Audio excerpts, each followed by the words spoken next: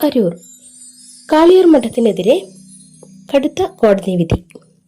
ആലപ്പുഴ ജില്ലയിലെ അരൂർ കാർത്തിക ഹോസ്പിറ്റൽ റോഡിൽ കാളിയാർ മഠം എന്ന പേരിൽ ഉള്ള വിഷ്ണുമായ ചാത്തൻ സേവാ ക്ഷേത്രത്തിന് നേരെ കോടതിയുടെ കടുത്ത നിയന്ത്രണം. പരിസരവാസികളുടെ ജാതിമത ഭേദമില്ലാതെ കൂട്ടായ പ്രതിഷേധം ആദ്യം പഞ്ചായത്തിനെ അറിയിച്ചിരുന്നു. തുടർന്ന് കോടതി വരെ ഈ കാര്യങ്ങൾ എത്തിച്ചതുകൊണ്ടാണ് ഈ വിധി.